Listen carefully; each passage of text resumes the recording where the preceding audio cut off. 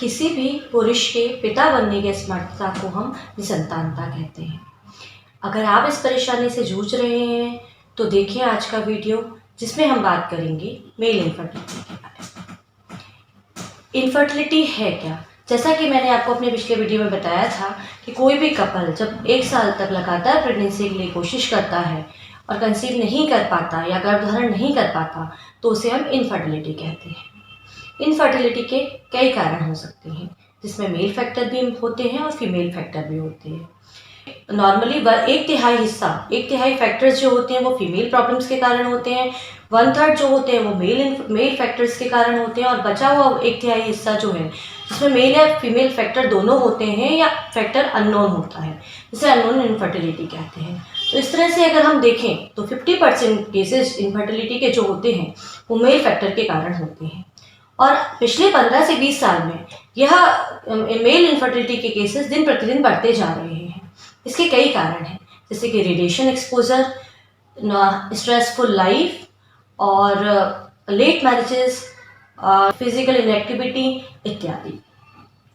तो इसीलिए ये ज़रूरी है कि हम मेल फैक्टर को भी साथ में जांच करें, या कभी कोई इनफर्टिलिटी का कपल आता है तो उसमें फीमेल को चेक करने के साथ साथ में मेल पार्टनर का भी पूरा चेकअप हो, क्योंकि मेल पार्टनर्स को कभी कभी कोई सिम्टम नहीं होते, इसलिए हमें ये पता ही नहीं चल पाता कि मेल पार्टनर को भी प्रॉब्लम हो सकती है।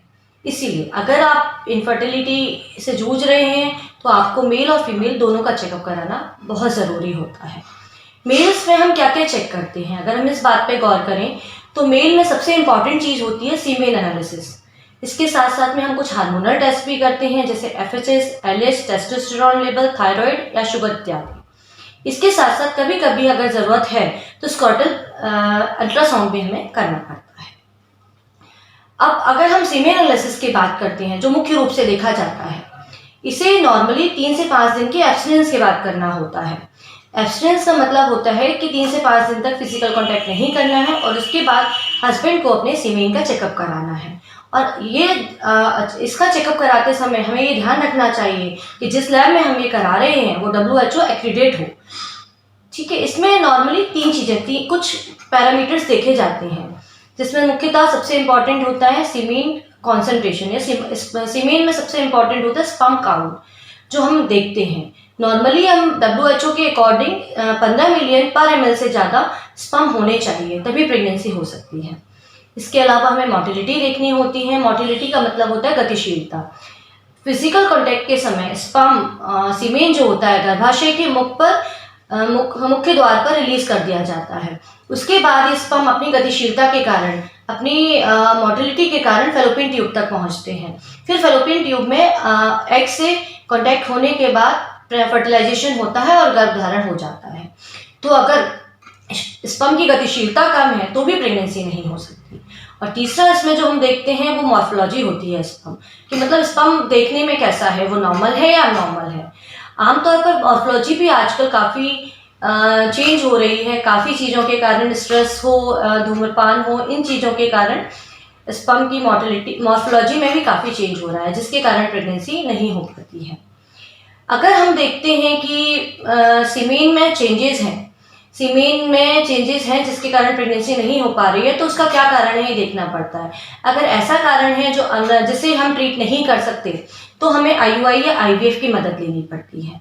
और अगर इसके अलावा कुछ और चीज़ें भी हैं जिन्हें हम चेंज करके स्पर्म सीमेन एनालिसिस को काफ़ी हद तक इम्प्रूव कर सकते हैं, जिसमें हमें कुछ चीज़ों को ध्यान रखना पड़ता है, जिसमें है अल्कोहल कंजम्पशन।